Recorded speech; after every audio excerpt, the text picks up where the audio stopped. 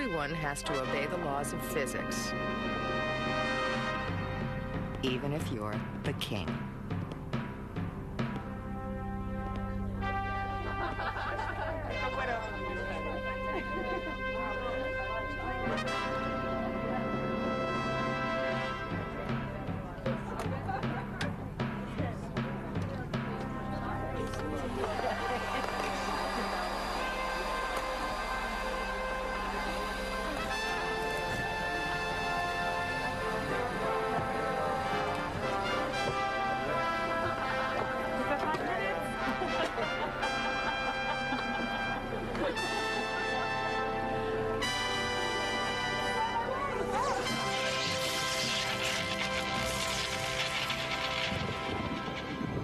The power to make night into day, create life, or cause death. This is all part of the mystery and magic of electricity.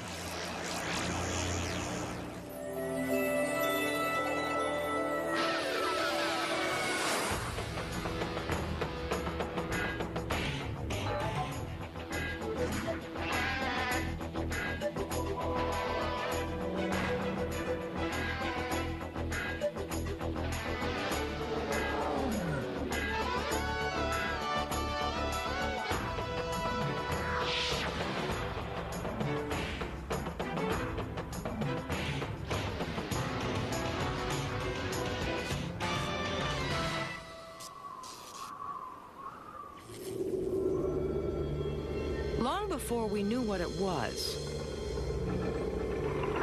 long before we harnessed it, electricity was flowing through our bodies, descended from the heavens. So there's constantly current flowing into the earth from thunderstorms and flowing out where there's not thunderstorms. And in that process, an electric field is generated in the atmosphere. We walk around, the voltage between your head and your toes when you walk around is 200 or 300 volts, and nobody notices that because you grew up in it. But when there is enough of a voltage difference between the clouds and the earth, it's hard not to notice.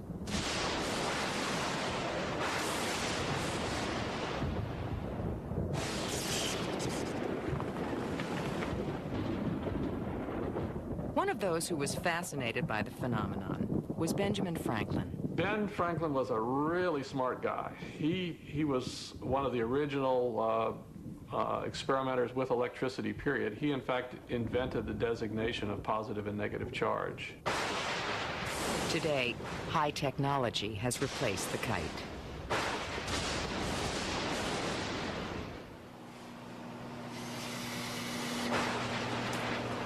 In north-central Florida, scientists summon lightning and bring it to the Earth with a rocket and a wire. We can make the cloud produce lightning and direct it where we want to direct it to do tests, and that really hasn't been possible before. They direct the lightning to strike simulated houses and power lines to understand what happens when it hits. The rocket launch provides a more controlled experiment than anything Ben Franklin could have imagined. Well, we do similar things. He didn't think his kite was going to get struck, and he thought that if it was going to get struck, that he wouldn't get hurt. So he was wrong there. If the kite had been struck, he probably would have been killed, as have many people flying kites. They load a rocket and launch it into the belly of a thundercloud. From the rocket's tail, a spool of copper wire unwinds, creating a path for the lightning to follow. There's a level of excitement and tension before you push the button, and then there's a level of holding your breath for 2 seconds when the rocket goes up that's unlike anything else. And success feels real good because we only make it happen 20, 25 times a summer, so every one is a big deal.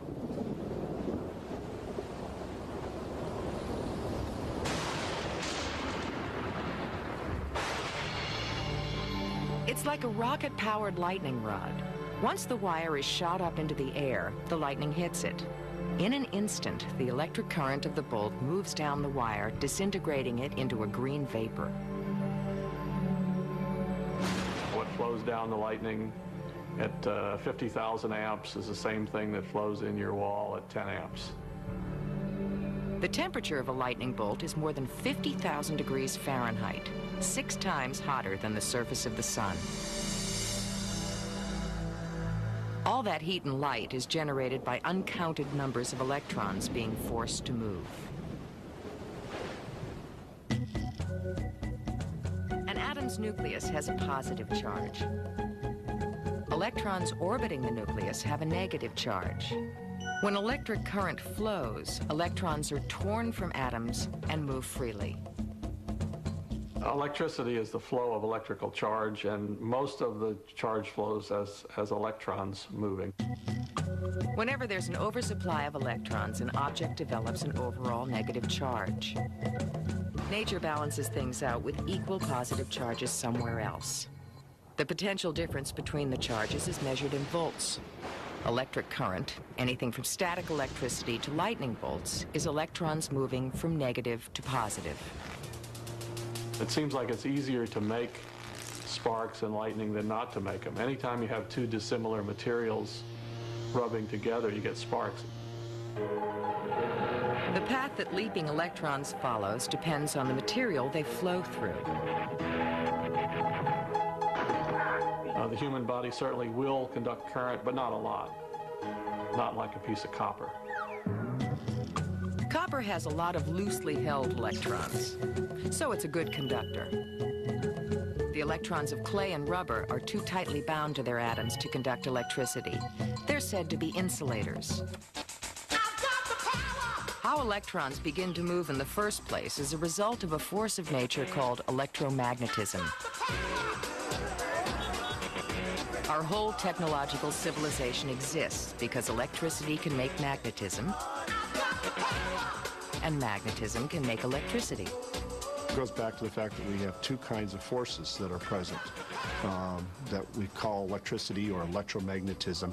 And those two forces are the electric force and the magnetic force. The fundamental charges are a positive charge and a negative charge. To see these forces at work, head north and look up into the night sky. Basically, the northern lights are the result of high-energy electrical currents from the sun that are caught and guided by the Earth's magnetic field. There's electricity out there. 5, 3, 2, 1. And we have liftoff of the Space Shuttle Columbia, continuing space research through tethered satellite technology. On February 25, 1996, NASA and Italian researchers made a bold attempt to harness the power in the atmosphere. They generated electricity with a satellite on a wire. Good work. Let's make sure we stay that way. Understand. The mission was part of a new experiment of tethering satellites in space. Attitude verification, 3-14. Go ahead. The experiment was based on the simple principle that when you move a conductor through a magnetic field, electrons start to flow. This generates an electrical current that can flow through a circuit. The satellite was thrust into space using small gas jets, and the 13-mile-long cable began to unreel. If you put a wire inside of that tether, you now have a moving wire that moves across a magnetic field. That magnetic field in this case is the Earth's magnetic field, and the motion is the motion of the space shuttle moving at very fast, high velocities, orbital speeds. Things look fine down here, Jeff. The moving wire in the Earth's magnetic field generated 3,500 volts, enough energy to power a space station. We see the tension go way down, but the tether's still going out fine. Very slight lateral oscillation. The tether was clearly visible from the ground. It was one of the biggest man-made objects ever sent into space.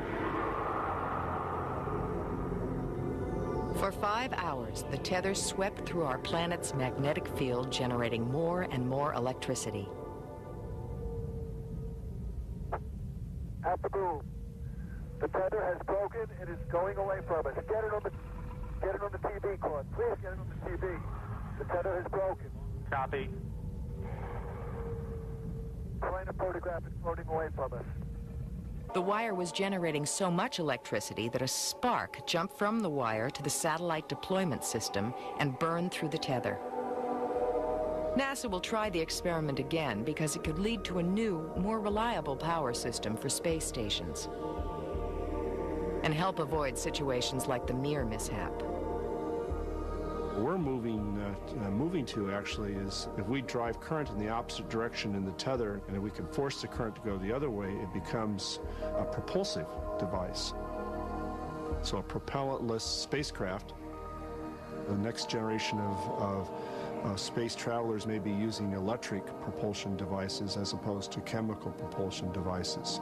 A little Star Trek, if you will.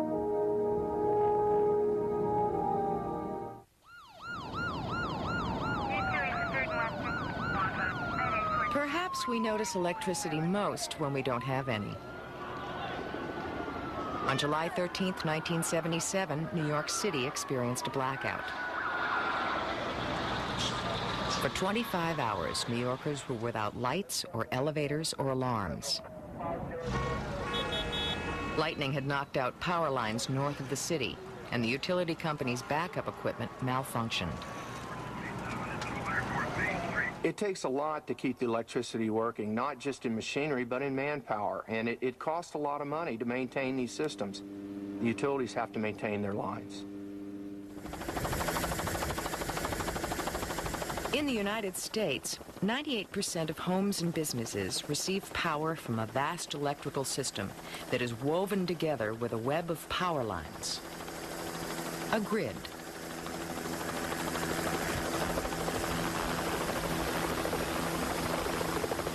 These power lines are naked live wires, carrying 500,000 volts. It's up to the lineman to inspect and repair every part of the grid, usually without shutting down the power. And Bill, I was going to start making a gradual left turn and start heading over towards the line. One of the most daring techniques is used on very high voltage tension lines. It's pretty dangerous, I feel, because you're mixing aviation with electricity. One, you're depending on the helicopter, everything mechanical to go right. If it goes wrong, you're going to drop out of the sky like a rock. If the lineman makes a mistake, you're going to vaporize. These linemen and pilots work for Ag Rotors Incorporated. One of the few companies that attempts these high wire acts, Ag Rotors has the best safety record in the business.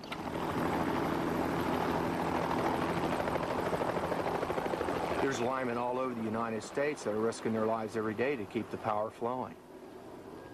The dangerous marriage between helicopters and power lines is made to save money and time.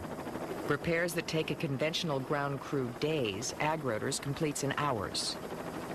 And Bill, we're just looking for the right structure number, and then we're going to have to probably turn back a span or two once we orient. We could actually get too close to a power line and a tree, and the electricity would arc amongst all of us, and we could actually short out the power line and destroy ourselves.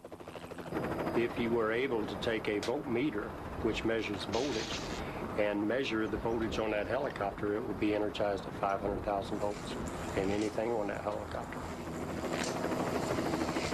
The metal wand gives the electricity a controlled pathway from the wire to the helicopter. Once the pathway is established, the lineman replaces the electrical connection held by the wand metal clamp. The clamp will allow the lineman to free his hands so that he can work. And I knocked unbeknownst and went to my mouth. 1,000 volts. Feelings out of my rise my up form shift. It seemed a long time, but voltage, the dangers of the person. It's the amps. Necessarily part.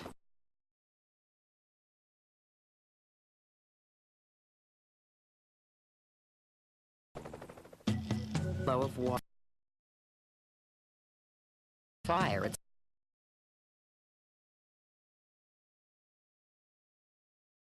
not the best choice. You need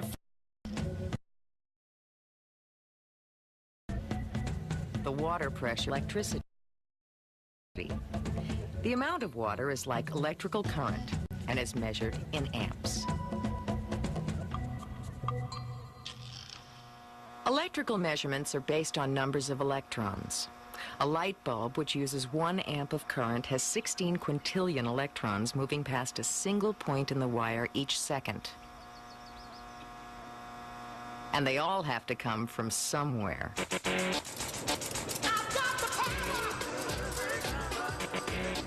Good evening, ladies and gentlemen. My name is Bruce. I'm going to be your guide for the tour this evening.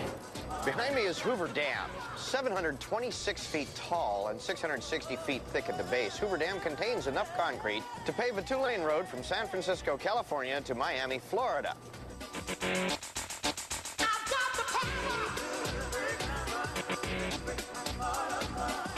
Ladies and gentlemen, while you're on tour this evening, there are a few rules which you are going to have to follow. If you hear bells, whistles, horns, sirens, or buzzers, look at me. If I'm still standing here, it is not an emergency.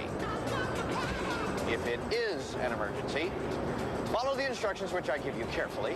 Don't trample me trying to escape. I have the keys. Hoover Dam is one of the greatest civil engineering feats in the world. The dam is more than 700 feet high, forming a lake more than 100 miles long. Its purpose? To turn the energy of falling water into electrical energy. Today, Hoover Dam alone generates enough electricity to serve more than 1 million people. That's a lot of watts. Multiply volts times amps, and you get watts. It takes 100 watts to light a bulb. 1,000 watts equals 1 kilowatt. Hoover Dam produces 4 billion kilowatts a year. Electricity that's sent to California, Nevada, and Arizona.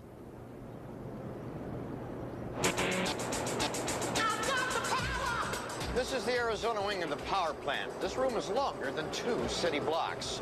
We have 9 of our commercial generators in this wing, each producing 16,500 volts of alternating current. Each generator can supply enough electricity for a city of 100,000. The power of falling water spins the blades of a turbine. The shaft from a turbine spins a magnet inside a tightly wound coil of wire. This motion generates electricity. The spinning magnet causes electrons to move in the wires and produce an electrical current. In this case, it's alternating current. A direct current flows directly without any pulsations. It's just a direct current. It's exactly what it is. It's like if you open a pipeline and let the water flow in one direction. That's direct current. And the word direct means just that, and that's exactly what it is. Alternating current means that the electricity flows to the load and back to the generator, to the load and back to the generator, and the frequency that this happens is called cycles. The generators produce 16,500 volts of electricity. Before it leaves the power plant, the electricity's voltage is increased or boosted to 230,000 volts for long-distance travel. At the other end of the line, the process is reversed, and the high voltage is stepped down to 110 volts and delivered into millions of homes.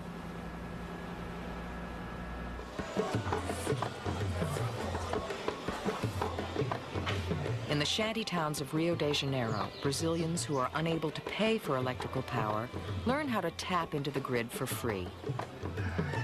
Bom, eu levo o fio da ligação da minha casa até I take wire from my house up to a clock or a light post, and from there I bring in the electricity. Electricity is siphoned from main lines and tangles of makeshift wiring. Live wires and unsafe connections are hazards that the local people live with, or in some tragic cases, die by.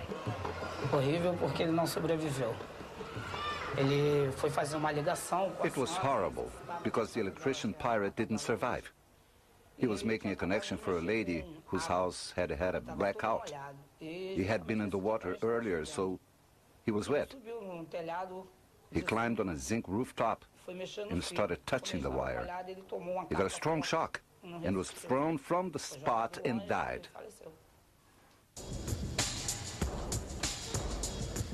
Las Vegas.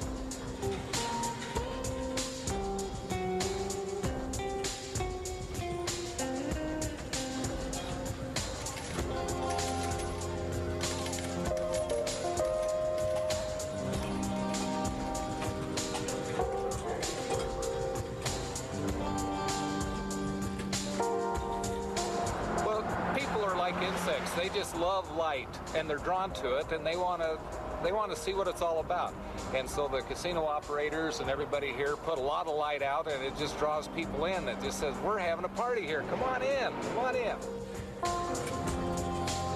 In Vegas, the theory is, if you build it, they will come. And if you build it and cover it with lights, they will come and spend money. Without electricity, this town would just be another sleepy place in the desert. From space, it's the brightest man-made spot on the planet. Millions of bulbs that all, at one time or another, burn out and need to be changed. Every night, crews from the Young Electric Sign Company go to work repairing and replacing bulbs.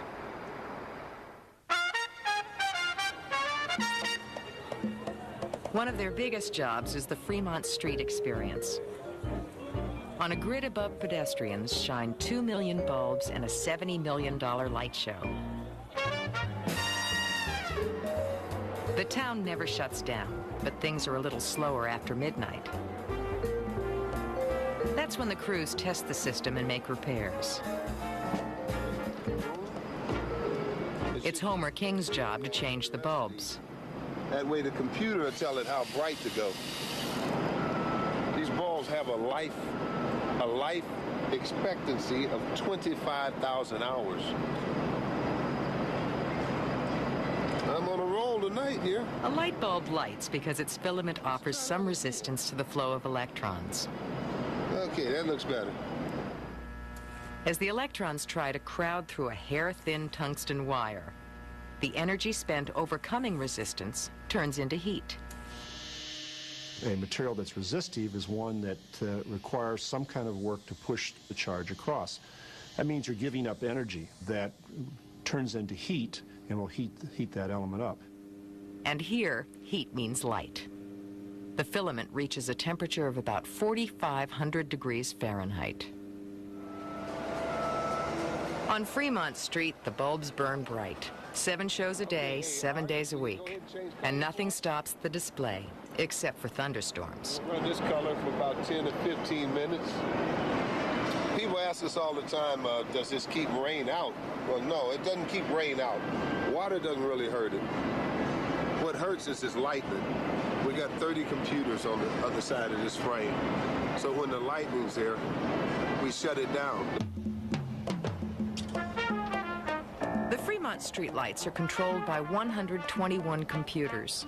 It's the largest outdoor sign in the world, towering 90 feet high and spanning almost 5 football fields. Hard Rock, this is one of my favorite properties here. Not all the lights in Las Vegas rely on bulbs. Neon and fluorescent lights use electricity to excite atoms that do the glowing, instead of heating up a thin wire.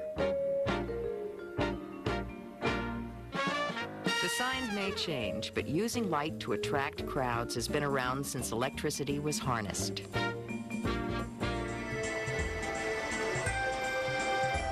Coney Island was one of the very first places to use electricity. Thomas Edison lit it up with 1 million of his new incandescent bulbs. They called it an electric Eden. Being, I guess, almost like a new world. It was like the playground of the world, and being all lit up. At the turn of the century, Coney was the largest amusement park in the world. Charles Dickens, Mark Twain, Sigmund Freud, Herman Melville, and Walt Whitman were among the thousands who flocked to see the magical electric light at work. Coney Island wouldn't be Coney Island without electricity. If you remember correctly, electricity made its debut in Coney Island. Coney is lights, Coney is movement, Coney is electric.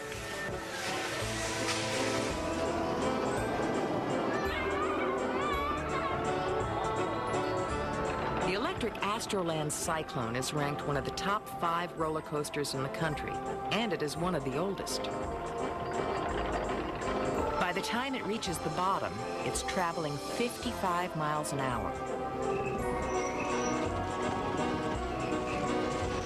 And the passengers feel the force of 4 Gs.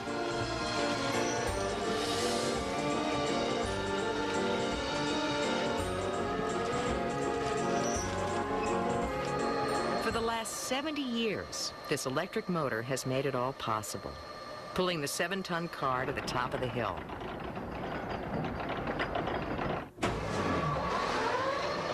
An electric motor is a generator in reverse, turning electricity into motion instead of the other way around. The motor is connected to a belt that turns a 15-foot wheel that pulls the chain. It's a powerful system. When the roller coaster clanks up the hill, the motor is drawing 600 amps, enough electricity to power 3 modern homes.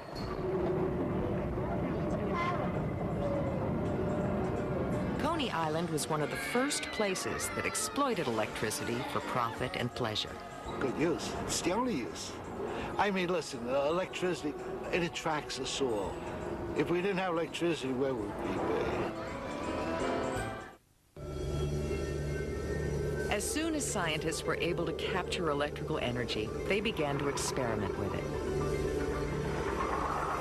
In 1780, an Italian anatomist, Luigi Galvani, made groundbreaking discoveries. Galvani made lightning measurements.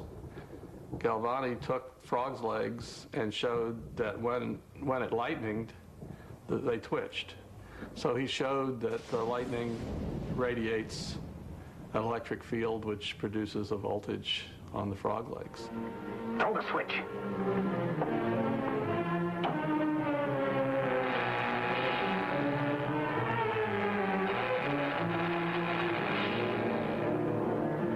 I thought I saw a pulsation of the heart.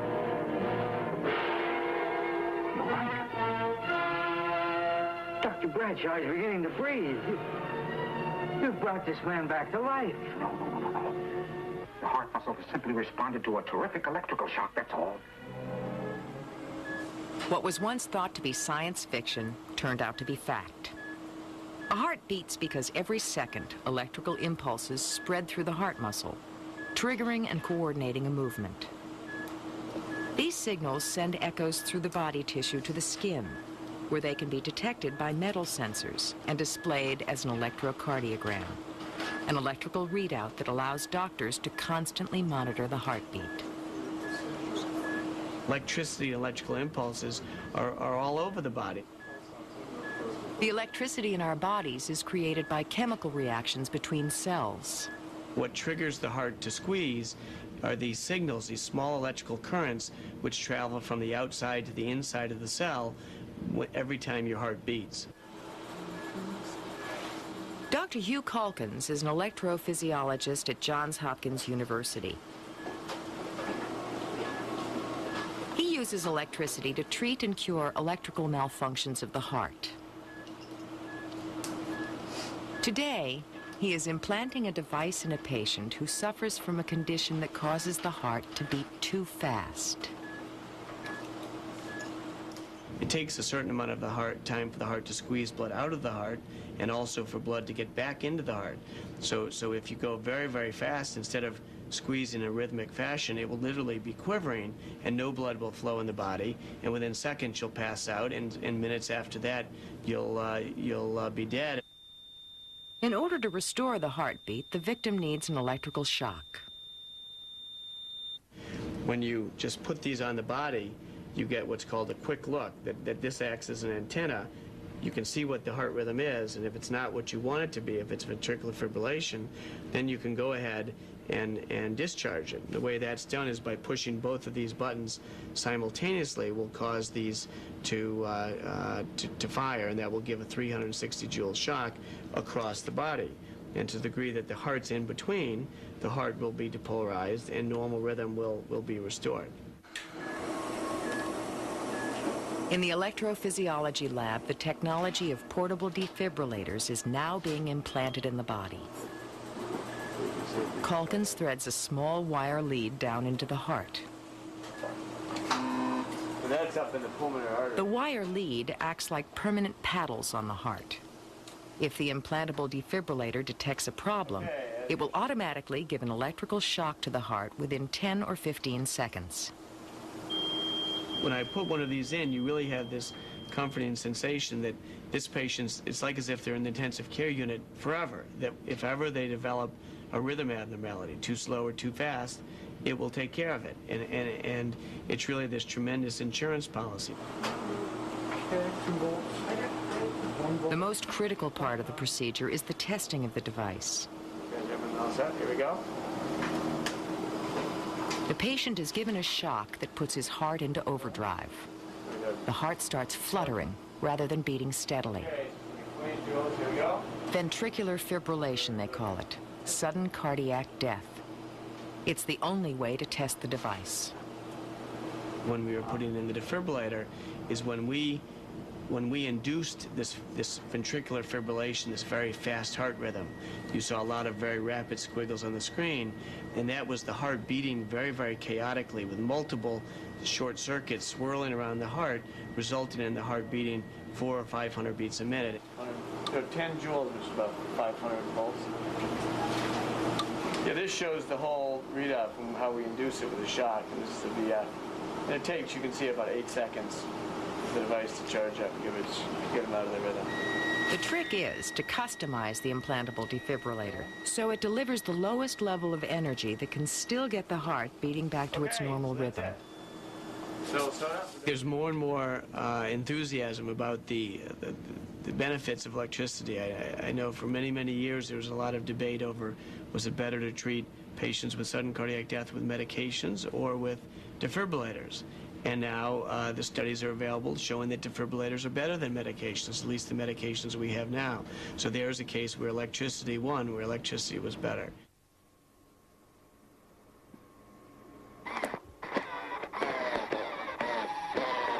This is a Utah arm, one of the newest links between human and machine. The device uses the body's own electrical impulses to operate and control an electrical arm. John Migueles works with amputees, teaching them how to use and operate the myoelectric arm. Right now there's a race between limb transplant and electronics. We start off with a silicone skin, and inside it there are electrical motors that control the opening and closing of the fingers. Next, very often we have a electrical motor here that operates wrist rotation, supination or pronation. Then we also have an electrical motor over here that controls this transmission that you can see that controls flexion and extension of the elbow. The microcomputer is mounted right here, and that processes all that information. One of the neat things about the hand is it offers a lot of pinch force, over 22 pounds of pinch. So we need to be very careful when we're grasping things. Bob Goodman controls his bionic arm by contracting his biceps and triceps muscles. I like to grab my brother's hand and squeeze and kind of watch his eyes a little bit. Maybe that's a little bit of bionic feeling. Ironically, it was electricity that destroyed Bob Goodman's arm in the first place. He was up on a roof removing a television antenna when something went wrong. This antenna became top-heavy and came in contact with high voltage lines in back of us, some 12,500 volts. It was an aluminum ladder that I was on, and so it became very hot and burnt my leg. Luckily, I was knocked loose of the ladder and hit the ground, because some of the doctors think, well, with that amount of volts, your heart probably did stop. When I hit the ground, it kind of jump-started my heart again. So I felt very fortunate when I learned this, that I got a second chance at life, even though I was missing my right arm.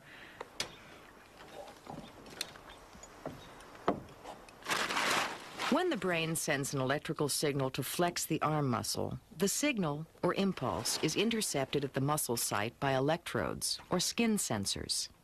This electric impulse is then amplified and used by a microcomputer to control the electrical motors in the arm. The patient has to be able to produce two independent signals, or muscle contractions. Typically with Bob in this situation, we're using biceps and tricep muscles, but he has to be able to fire those independently. If he were to fire them together, it would tell the hand to open and close at the same time, which would just create a little jitter in the hand. In a myoelectric arm, when you lock the elbow here to make the hand work, to unlock this elbow, it takes the flex of both muscle sites at the same time and then an instant relaxation. So for me to get that elbow to unlock, it took quite a few months, actually. I would always flex one site before the other. So it was releasing the elbow is what took me the most time to get down. So how are things going? You having any particular problems? Not really. I've put a new harness on and snugged up the fit in my socket, so it seems to be responding really well. Great. How's that battery doing? Well, I'll turn this arm off here, and the batteries are holding up real well. This new battery pack is lasting 4 to 5 days for me. A lot. Okay. It's opening and closing the same amount of effort for both. Open this and clean this. Okay. Open and close? Good. Close?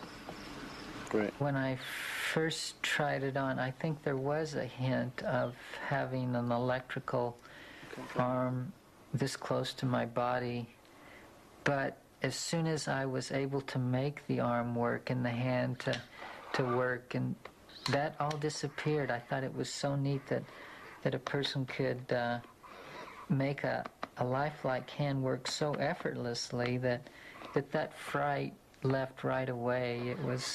It became more of an enhancement than a threat right away. It's been releasing real well. A Utah arm can cost anywhere from $45,000 up to $120,000. Left the lights on, which means that I've chosen to wear this arm every day, so maybe I didn't learn quite enough lesson from an electrical shock, because I still wear an electrical arm. Okay. Good for another 10,000 miles. Yeah. The modern world would be inconceivable without electricity.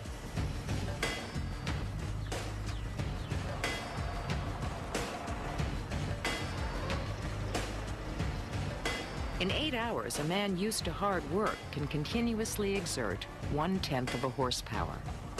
But the same amount of work can be done by an electrical motor in a fraction of the time. Electricity as a harnessed power has no rival. It is clean, silent, and can be turned on and off instantly.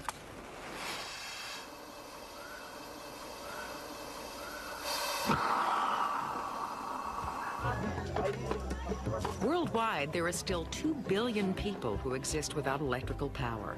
Most are located in remote places like the Brazilian village of Boa Sorte.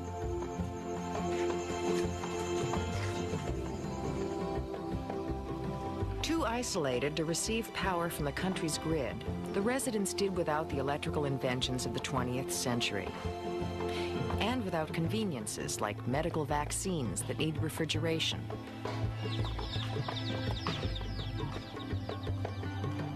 Electric motors, or clean running water.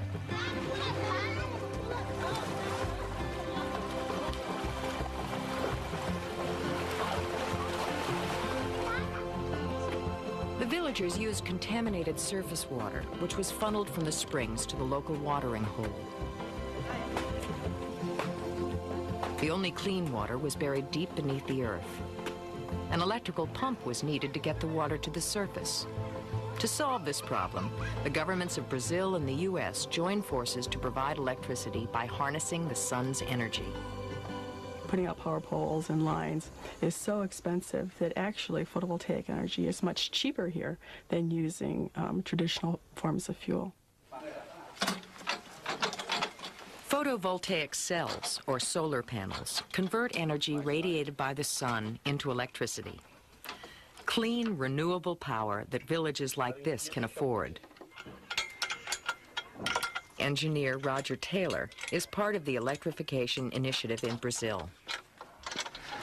In this particular village, they're going to change by having the school accessible at night. The health clinic will certainly be able to store vaccines and provide more immediate health services. And the water pumping system here, particularly since it's so deep, will provide very pure, very clean, filtered water. The joint effort will set up 4 different systems here. The largest will power an electric water pump for the well. Water pumping takes a fair amount of energy in this case because the well is fairly deep. The well here, we will put the pump at about 100 meters down in the ground, so it takes a lot of energy to pump that water up to the top. When a solar panel is put out into the sun, the materials within it release electrons and produce electricity. In Boa Sorte, the panels are being connected to a pump. When the system is up and running, the electric current and water will flow. Down. On May 26, 1997, the village turned on the power.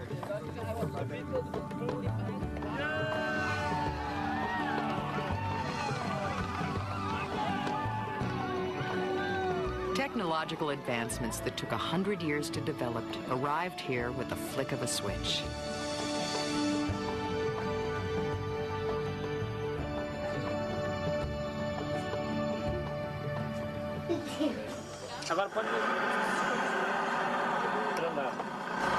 And so then it'll be very interesting to see once they have the basic standard of living that many people of the rest of the world enjoy, how their lives and their culture will evolve from that. More and more aspects of our world depend on electrons in motion.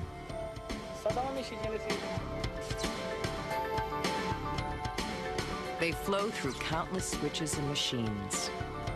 They flow through our bodies and brains. They can even start life. So in a test tube, you can make lifelike things, molecules, with electric sparks. When researchers in Scotland cloned a sheep named Dolly, a tiny spark of electricity was used to fuse cells and start the egg growing into an embryo.